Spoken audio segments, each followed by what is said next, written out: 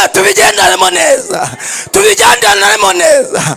Abandi bariye ngiye nkomeza kukwikomezaho, bakarya basambanya ariko nge sinasambana. Abandi bishyura minerivare z'abana baryamye sinaryama.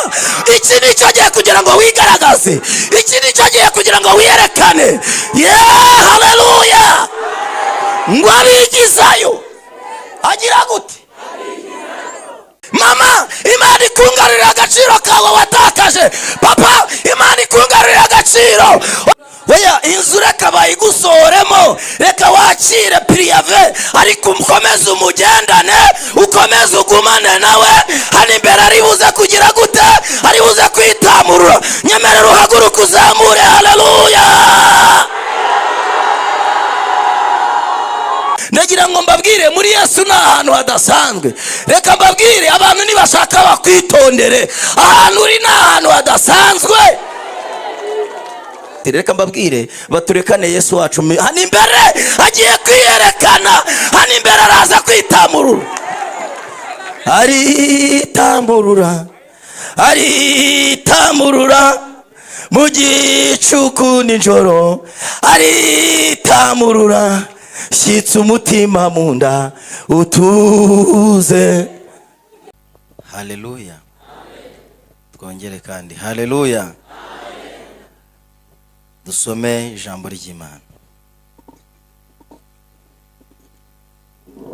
Igitabo cy'Itangiriro, ariko ndabanza kubashimira mwese mwaje kumva ijambo ry'Imana. Mazina nitwa Vincent Habimana. Ndi umugabo, ndubatse, ntuye Gikondo, ariko sengera kuri ADPR mu cya hafi. Ndi umudiyakoni. Yesu abahe umugisha mu izina rya Yesu. Hanyuma ndashimira ubuyobozi bw'itorero bwangiriye icyizere kugira ngo tuze kuganira ijambo ry'Imana. Hanyuma mushumba yari yansabye ko twakomerezaho hamwe twari twagize, ariko nanumvishemo irindi twaganira. Noneho wenda nazongera kugira undi mugisha wo kugaruka tukazasukura. Dusome igitabo cy'Itangiriro igice cya 21, dusome n'umurongo w'10. Umuntu wese ufite Bibiliya, yaba yifite muri telefone, yaba yifite yayizanye, ndashaka ko dusoma. Uyifate nuri kwandika ntacyo bitwaye, ariko byibura usome. Dusome mu izina rya Yesu. Itangiriro igice cya 21, aho waba uyifite hose iramburi. Niba ari soft tuyifute tuyisome ntacyo bitwaye. Haravuze ngo igitabo cy'Itangiriro igice cya 21, dusome n'umurongo w'10. Haravuze ngo nicyo cyatumye abwira Aburahamu ati, senda uyu muja n'umuhungu we, kuko uyu muhungu w'uyu muja atazaraganwa n'umuhungu wanjye Isaka. Namwe niko havuze. Dusubire mu rimwe. Haravuze ngo Itangiriro igice cya 21 umurongo w'10. Haravuze ngo nicyo cyatumye abwira Aburahamu ati, senda uyu muja n'umuhungu we, kuko uyu muhungu w'uyu muja atazaraganwa n'umuhungu wanjye Isaka. Ndizera namwe ariko havuze. Dusome igitabo cy'Abacamanza igice cya 8, dusome n'umurongo wa 30. Ndabategereza. Igitabo cy'Abacamanza ni page ya 240. Dusome igice cya 8, dusome n'umurongo wa 30. Mwahageze? Mwanyikirije mwahageze? Haravuze ngo Gideyoni abyara abahungu 70, kandi yari afite abagore benshi.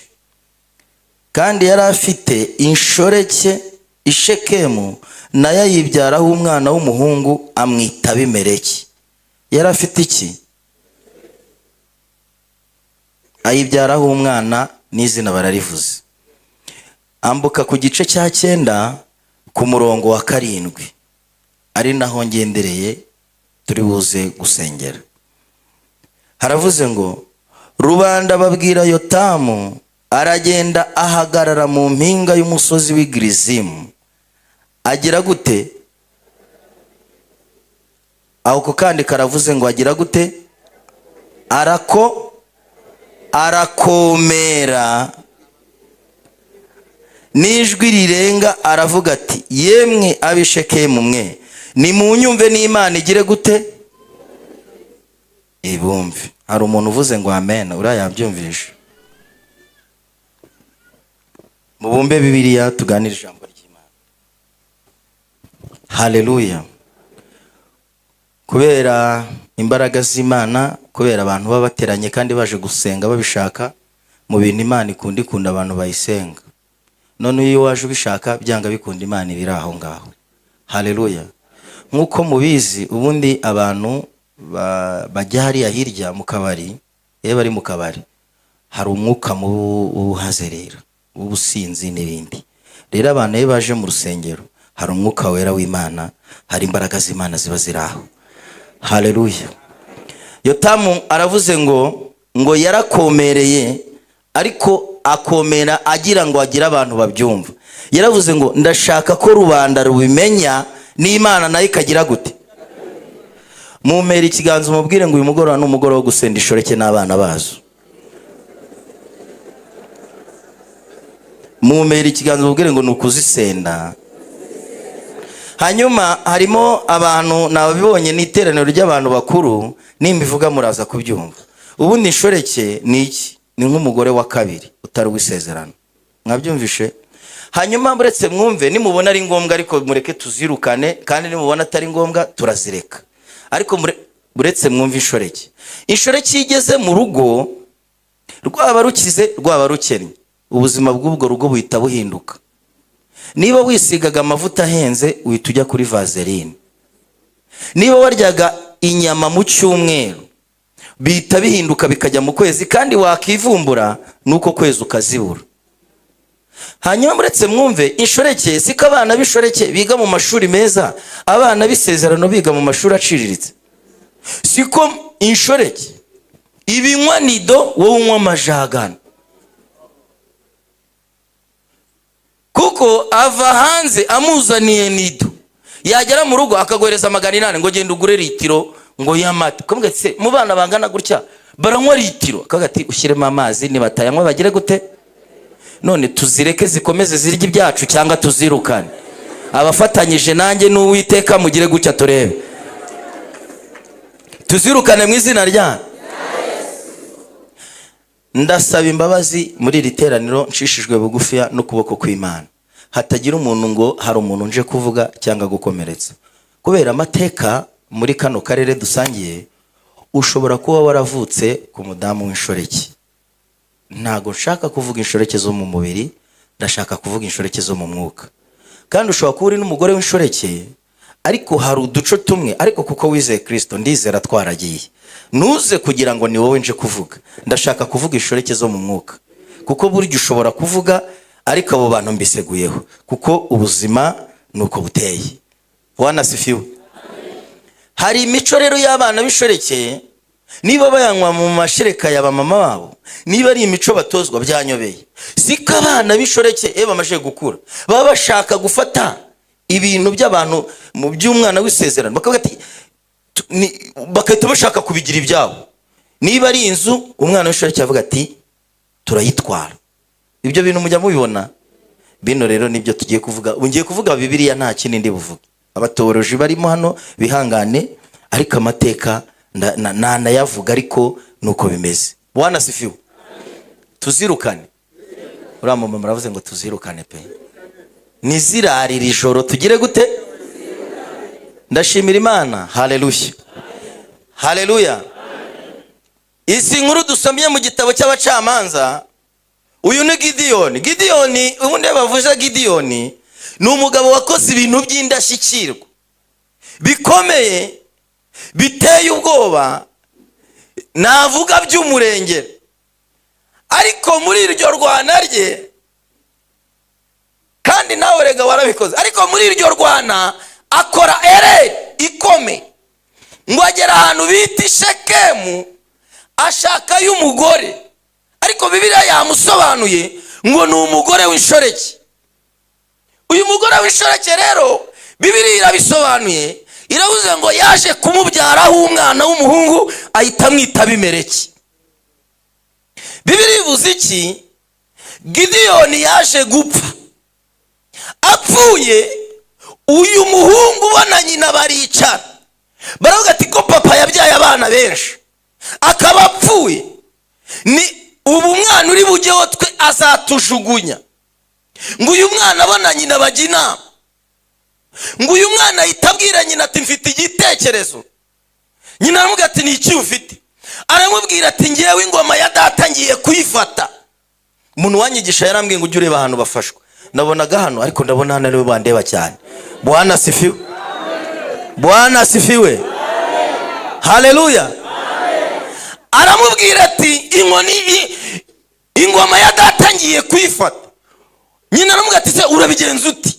Aramubwira ati ngenda yifata. Aramubwira ati se nabigenza nte? Aramubwira ati ngiye kwa marume. Ngo ahita ajya kwa nyirarume. Aragenda arababwira ati murabona data arapfuye kandi yabyaye abana benshi 70. Ni munshyigikire muniza amaboko, ubundi ninjya ku ngoma mu mamajwe, ninjya ku ngoma muzagira amahoro. Ba nyirarume bavuga ati dore umuhungu, dore igitangaza. Baramubwirira ati se ukoze ibintu bikomeye. Ngo abo ba nyirarume bahita bamuhereza inkunga. Baramubwira ati akira amafaranga. Ngo bayakura mu bigirwamana hano, ngo mu ngoro y'ibigirwamana barayamuhereza. Ngo umwana bakimara kuyamuha, ngo ahita agenda foroma igisirikare bita inguguzi, ngo gushakira abahungu b'inguguzi. Bibiliya avuga ngo bari inkubaganyi zino nguguzi, ngo bari inkubaganyi ku rwego rukomeye. Ngo Abisirayeli barahingaga, inguguzi zigahita zijyamo zikabiribata. Ubu mwebwe ntihari inguguzi zaba mbere nabi? Siko inguguzi werekanwa ku cyumweru akahita gutangira raporo akavuga ati yiga segonderi mu bihaye Imana yakuyemo matirisi, nge ndabizi. Ubwo umujyanye ubukwe bukahita bupfa bakikwerekana. Inguguzi barakwerekana akahita avuga ati uriya muryango ni uw'abashingwe, ati nubona urayi. Umuhungu akavuga ati rakaraka sengeye gushaka muri muryango, akahita kubenga. Wamuhamagara ntagufate, wamwandikira ntagusubize. Inguguzi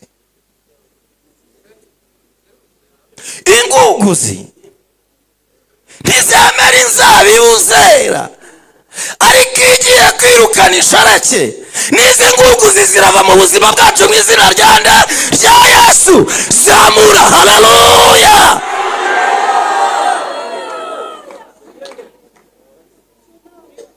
Kwa jina la Yesu zive mu buzima bwacu izi nguguzi rero. Haleluya. Umva ibintu zikoze. Ngo uyu muhungu akimara kugafata amaje gushyiraho uyu mutwe, ngo ahita agenda gukorera kandi aravuga ati bene data ndabazi, aba bahungu ntago nabayoborana. Abana 70. Ngo ahita bafata bajyana ahantu ku gitare, ngo abatera inkota abana ba Gideyoni bose 70. Arabamara, aravuga ati tubice ntago nabayoborana abantu kugira ngo ngafate nuko bapfa. Ngo abatera inkota umuvura atemba. Ngo ariko kuri uko kubica, ngo haza kuroka kamakana bita Yotamu. Ndashimira Imana. Hari inkota burya wacitse, inkota y'Abimeleki warayicitse. Hari ibyashakaga kukwicura bitoroka. Turashimira Imana yakurinze. Haleluya. Abimeleki aba yarakwishe mama. Munyemerere duhereze Imana icyubahiro muri iri kanisa.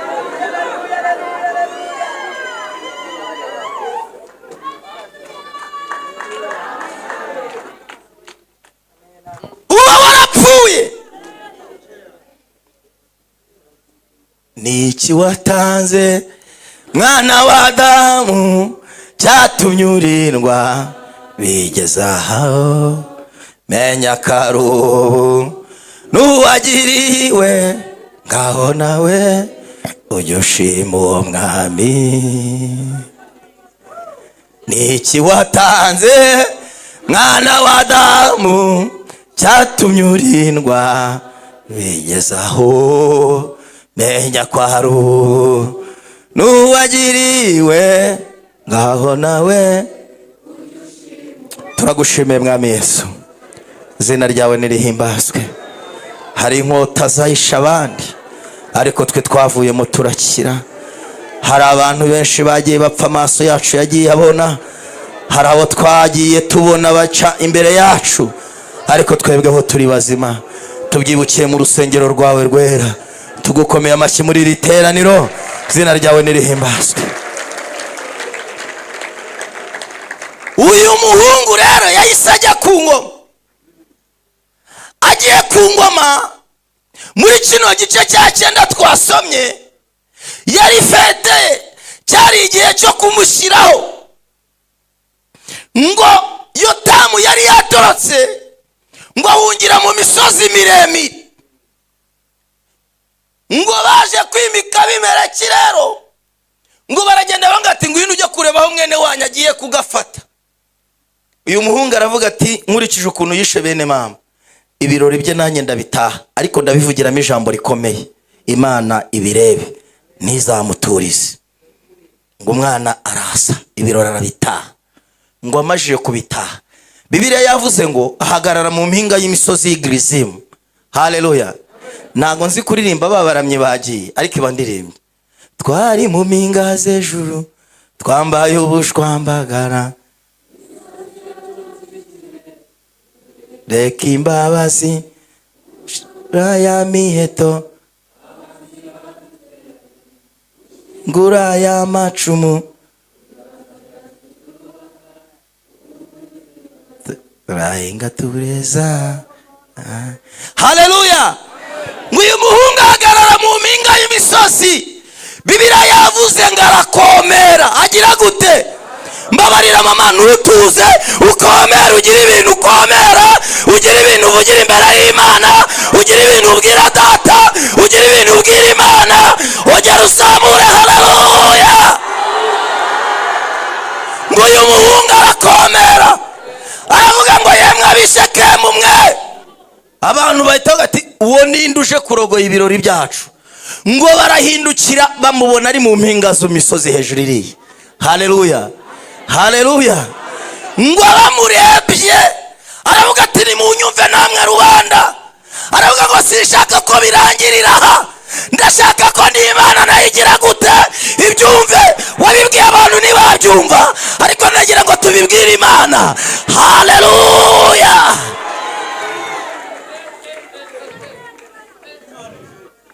aravuga ngo n'Imana ibyo ugire gute. ngo Abimeleki ahita ahindukira, aravuga ati uwo ninduje kuturogoya. ngo ahindukiye agize gute? ngo ahita abona ni Yotamu. aravuga ati Yotamu wancitse ute? ndashimira Imana itureberera. Haleluya. aravuga ati wancitse ute? Yotamu ahita amubwira ngo ceceka. aravuga ati mwumve ikintu mbabwira, mureke mbacira umugani.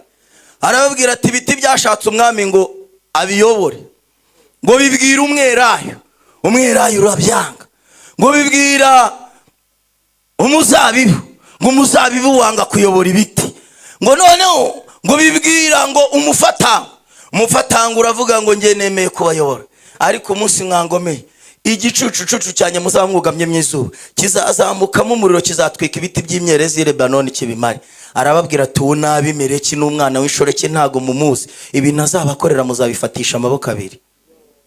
ngo rubanda banga kubyumva, ngo baramwimika. Abimeleki twihuse yakoze ibintu bikomeye. ngiye kubabwira udutendo tubiri yakoze dukomeye.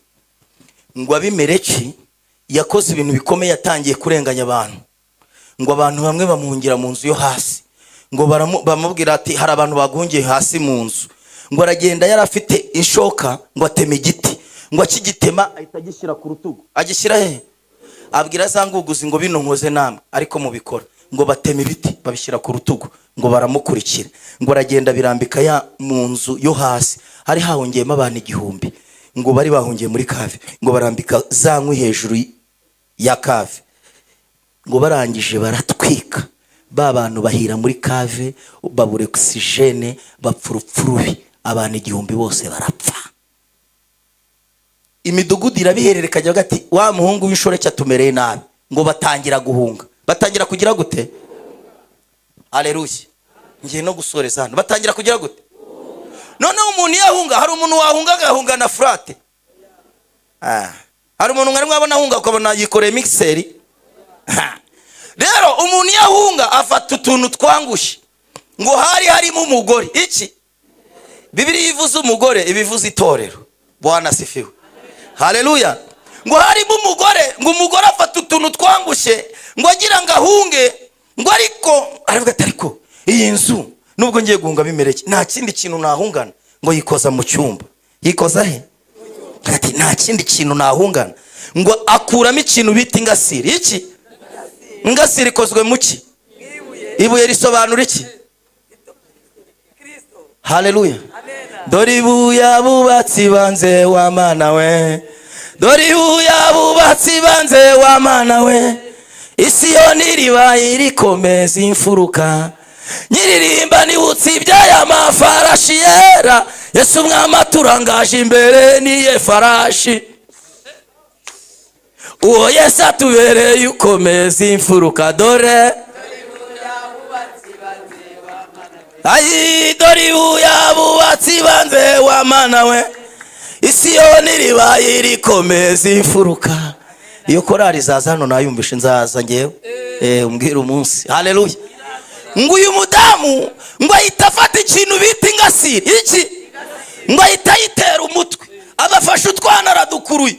Abantu bakati se umuntu w'umugore utungana ikintu cy'ikibuye abana bazaryibuye, akababwira ati nimundeke n'ingasiri. Reka mbabwire baturekane Yesu wacu hano imbere agiye kwiyerekana, hano imbere araza kwitamurura. Aritamurura, aritamurura mu gicuku nijoro, aritamurura shyitsa umutima mu nda utuze. Oya inzu reka bayigusoremo, reka wakire priyave, ariko ukomeze umugendane, ukomeze ugumane nawe. Hano imbere aribuze kugira gute? Aribuze kwitamurura. Nyemerera uhaguruka uzamure. Haleluya.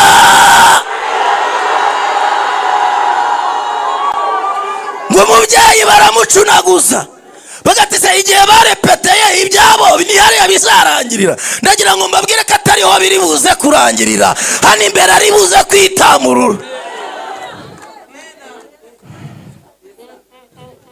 Ngo bamaze igihe badatana birote ntacyo, ariko byihorere, hano imbere ari buze kwiyerekana. Ariko mana sabiye Imana amashyi muri riteraniro. Ngo umubyeyi abayiteye umutwe bamugira umusaza agati ibintu by'abapene ni gahunda yabo, ni kabiraga. Gahunda ya buri wa kabiri ni kabiraga. Reka mbabwire nubwo icecetse iri mu kazi, mwebwe nimwakiri. Haleluya. Nubwo icecetse, ngo umubyeyi bamufata nk'umusazi, ngo ararihungana. Agira gute? Umva ahantu bahungiye, ngo bahungira ahantu mu munara. Hehe, ngo yinjira mu munara n'abana be n'ingasiri. Amen. Izina rya Yesu ni umunara muremure, abakiranutsi bahungiramo bakagira gute? Bagakira. Ngo yinji. Amina. Ongera uyitere nkwikirize pe. Amina. Amina. Ngo yinjira mu munara nibuye n'abana, ngo bimereke baramubwira ati twamenya abandi bana ahantu bahungiye mu munara, ariko ahantu hejuru mu munara niho bari. Ngo azazi ko aje ahantu hasanzwe. Ndagira ngo mbabwire muri Yesu ni ahantu hadasanzwe. Reka mbabwire abantu nibashaka bakwitondere, ahantu uri ni ahantu hadasanzwe. Kamabwire hari igiteraniro ndi kumva nasoza. Bwana asifiwe. Bwana asifiwe. Ngo abimereki aravuga ati naho tujye, ngo baraza. Amen.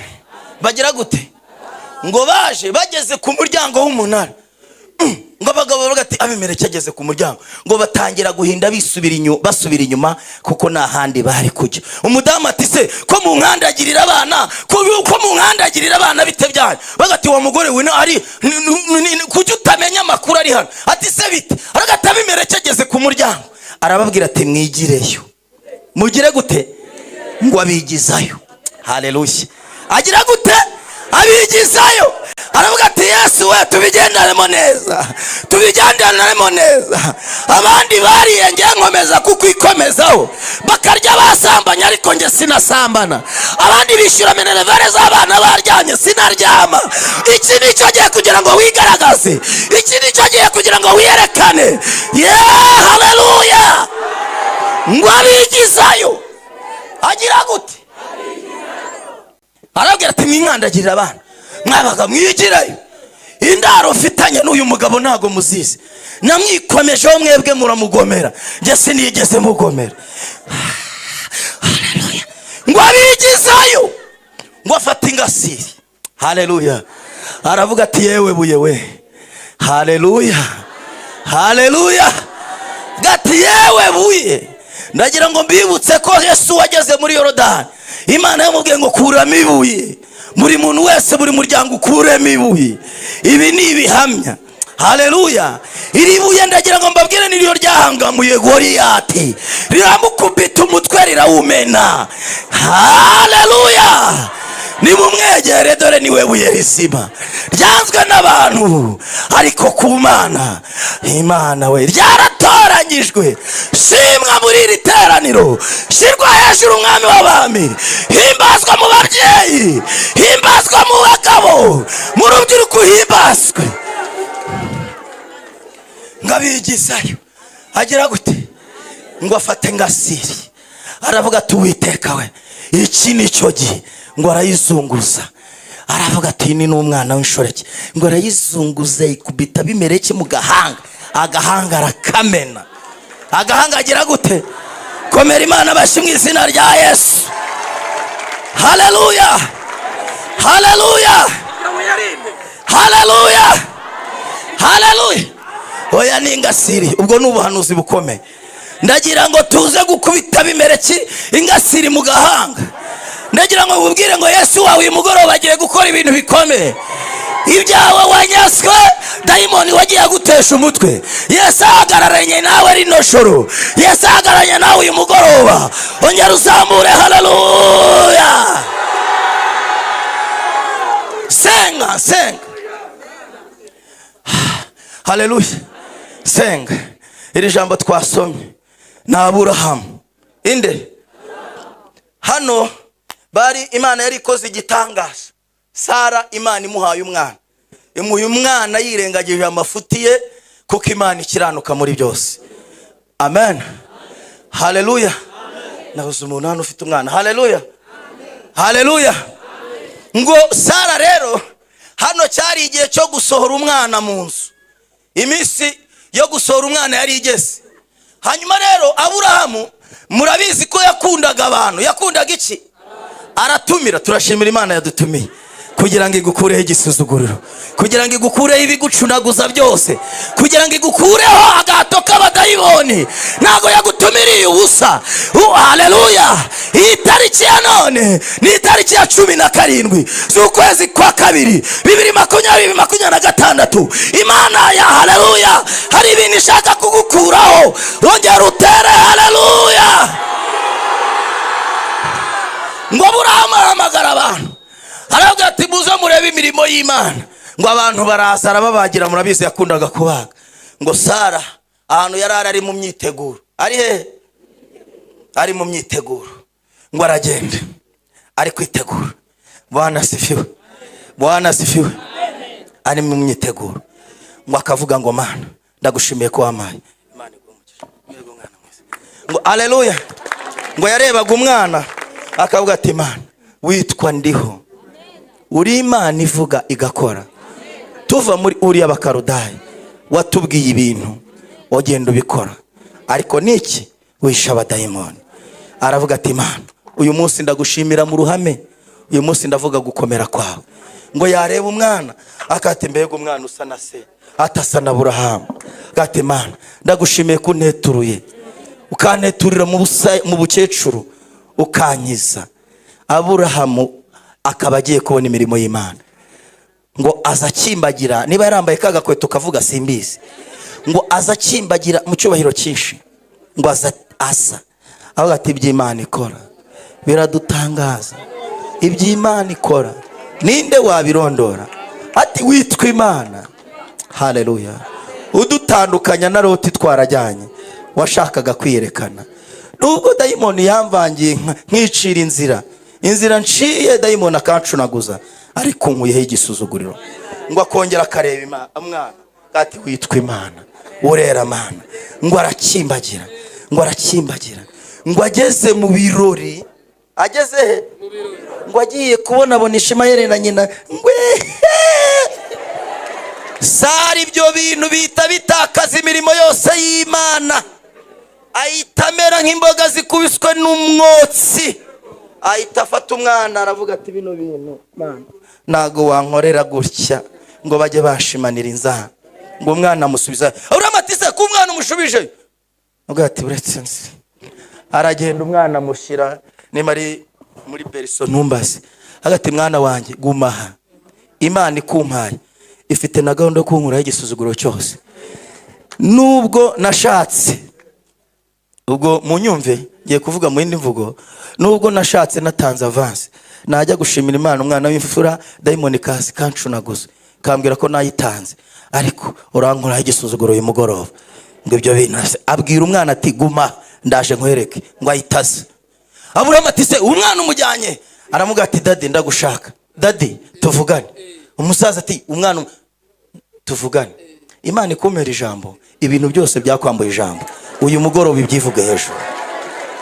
Umusaza araza ati se Sara bimeze bite? Araga ati tukivugana nona sendishoreke n'umwana wayo. Aburahamu ati uvuze ngo iki? So watumye nzana? Aramuga ati winyibutsa hanjye hashize. Ibyo sinshaka kubyumva. Icyo mvuze